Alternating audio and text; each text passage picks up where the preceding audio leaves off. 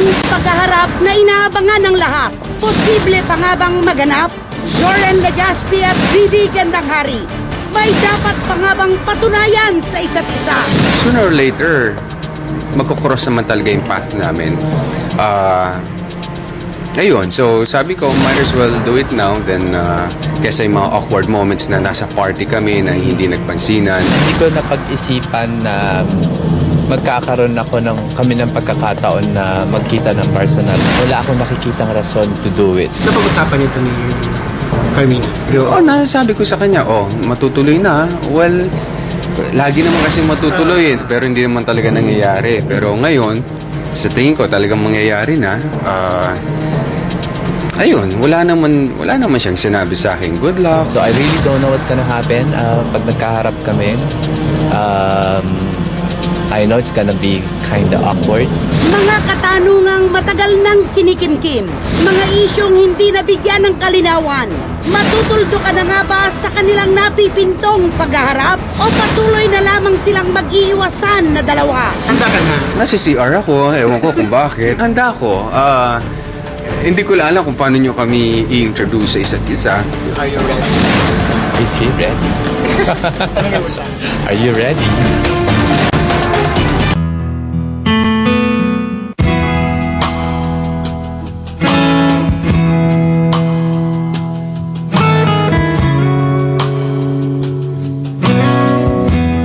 Good afternoon mga kapatid. I don't know where to start. Matagal nang hinintay ito pero urong sulong ang communication at kung magaganap ba o hindi. Pero ngayon, believe it or not, it's going to happen. And I'm here right now with Madam Bibi Gandanghari. Hello. Is that correct? Okay lang ba sa'yo tawagin kitang Madam Bibi? Pwede ng Bibi lang? Okay. Kasi unang-una hindi ko alam kung sabi ko paano ko ba siya address, how will I respect her. I'm really... thank you. But really, yeah, Bibi is fine. This is really the first time na magkikita tayo, hindi ba? Tama. Tama, di ba? Actually, tinanong ako kanina sa pre-interview. Sabi ko, hindi pa kami nakita eh. He never met Rostom and I guess he's gonna be meeting Bibi. Ang una ko sigurong dapat itanong sa'yo,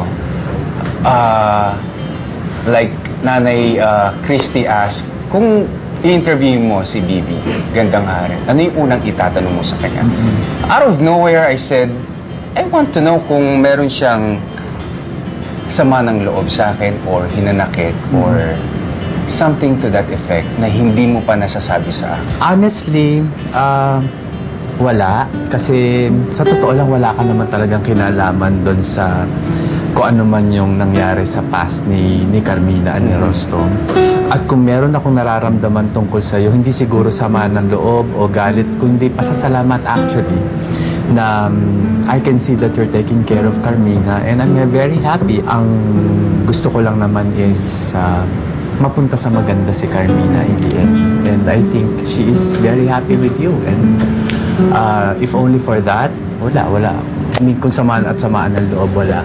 Or galit, wala. Kung ang pag-uusapan si Rostom, kumbaga bago pa namayapa si Rostom, hindi siguro samaan ng loob yun or hindi tampo. Kung hindi, of course at that time, parang siguro wini-wish niya na yung happiness na nararamdaman ninyong dalawa is sana na-experience din niya yun. Siguro yun lang yun.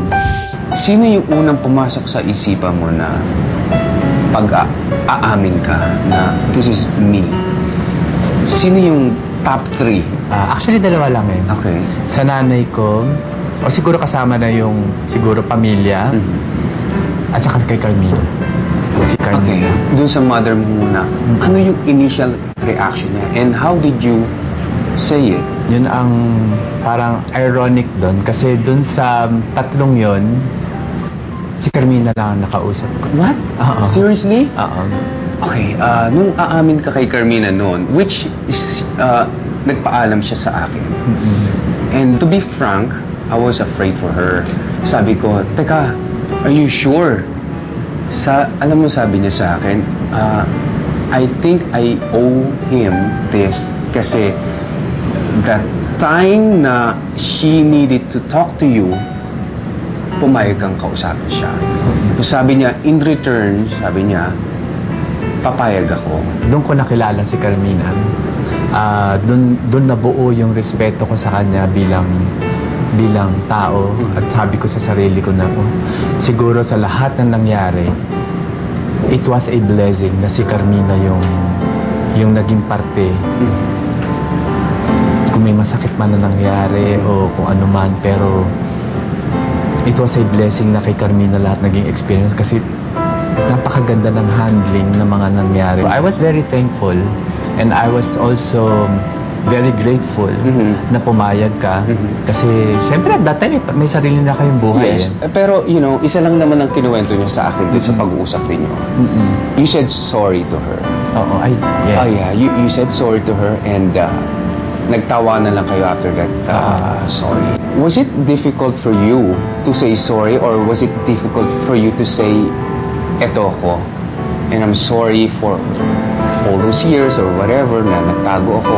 Yes and no kasi it was difficult because you wanna make her feel na there was deception at that time because probably there wasn't. Okay. So yung pagsusorry is kung mangyayari man ito ngayon, baka masaktan ka, kaya ako nagsusorry. Or baka maapektuhan ka, or baka meron ka maisip na hindi maganda, kaya ako nagsusorry. It was difficult also na sabihin sa kanya yun kasi ayoko na kasing pahabain eh, di ba? But nangyari yun kasi I just out of respect. Kung merong isang tao na nakakilala kay Rostom, I think si Carmina yun eh. So I just thought I owe it to her. The honesty and all. Let's compare, you and Rostom, not in a physical way, but more on character, yung traits. Ano yung wala siya si Rostom noon at si Bibi meron? Siguro one, pwede ko masabi is Rostom is very insecure. Masyadong people pleaser si Rostom eh. Siguro that's one major difference sa amin dalawa. Ako ngayon is, I'm very self-assured. Okay. I know what I want. I know what I can do. And I don't please people. Parang people like me, well and good. Kung hindi naman, wala tayong magagawa. Talagang ganyan, you can't please everyone. Some people, titignan nila, si Bibi, she's like this now, she's tall, nag-heal siya. But deep inside the character of Bibi, marami pala siyang pinagdadaanan. Noon, ngayon, at bukas, anong plano mo sa mga future mo? Can you honestly say na kompleto ka na? Well, I can say I'm happy. But I can be happier. Sana nabablanko naman ako sa tingin mo sa akin. Tama pala yung mga hinala ko na it's not that easy. Meron talagang pinagdadaanan at meron mga trials araw-araw. Oh yes. In fact, tinatanong nga nila if this is a preference or what. Sabi ko, no, this is an orientation. My sexuality is an orientation, it's not a preference. So it's not a choice. Because if this is a choice, wow, 100 times kung iisipin to, if this will be my choice. But it's not a choice. So, but since it's not a choice, kahit mahirap siya, kailangan mong harapin, kailangan mong tanggapin. Ibigay ka opportunity naman na, sige, tanungin mo akong 3 tanong na gusto mong itanong sa akin. Kahit na ano. Ganyan, kahit ano. Bakit mo ako gustong ma-interview? Gusto kita talagang ma-interview. Hindi ako. Si Carmina. Because I want that closure in the eyes of the public. So gusto ko sa masara siya and maintindihan ng publiko na it's really not a big deal sa ating tatlo. It's just a big deal dahil hindi pa tayo nagkikita-kita. And pangalawa, sa akin naman, the reason why gusto ko tayong ma-interview because I really want to get to know you. Dahil kasama ka sa past niya, you're part of the history na hindi na yung mabubura. Kahit ano pang sabihin mo, you're still included. And gusto ko tayong makilala. And very thankful na you said yes to this interview.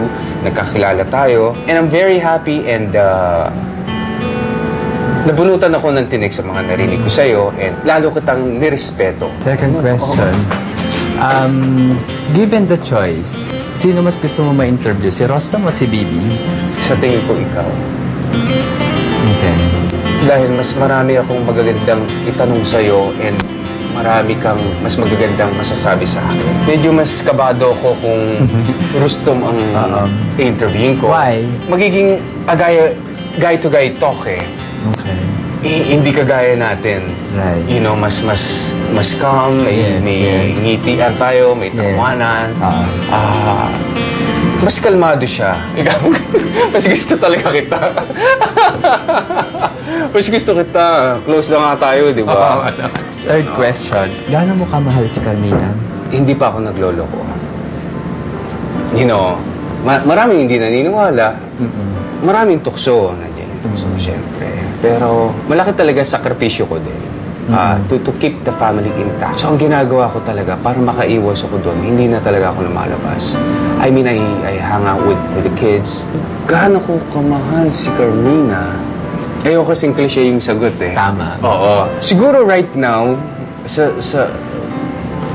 kasi she's not good in money. Siguro, sa sobrang mahal ko sa kanya, I'm so afraid na pag mawala ako, mauna ako sa kanya. Ayun. Bata mo pa naman. Hindi na ba usap? Oo, ganun kasi ako mag-isip eh, you know? Siniset ko na siya. Just in case mawala ako, meron na siyang mga investment na hindi niya alam. Parang, wala ka bang kapatid? No, joke lang. Hindi ko alam kung sa kanya ko nasabi to, kung kanino, pero sabi, nakita ko kayo sa guesting isang guesting. Siguro that was a time na, siyempre hindi naman ganito all throughout. May panahon na, pag nakikita mo yung parang, mga 10 years ago, mga 7 years ago, yung mga parang, alam mo yun, hindi mo alam kung ano yung nararamdaman mo tuwing nakikita mo. But, when I saw you both, hindi ko alam kung sa commercial o sa isang TV guesting, but what I saw was enough. Sabi ko, I should be happy for them. Because I think, kung meron akong wish for Carmina, hands down, isa lang just for her to be happy, no matter what. I just want her to be happy. Thank you. Tama naman yung mga nakikita mo.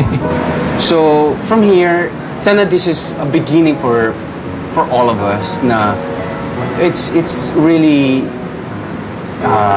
everything's under the bridge, you know, under the bridge. Ito, bagong pakikitungo sa isa't isa. Kumbaga, you know, let's start as a family. We can be a family, di ba? Wow. Wala namang problema to. Yun yata yung pinakamaganda kong narinig ngayon. I'm very happy that I finally talked to you and hopefully meet your whole family. Yeah. Really. That's my wish. One day, I want to meet your family. Okay, thank you. Maybe I can give you a hug. Oh, yeah. Thank you. Thank you, ah.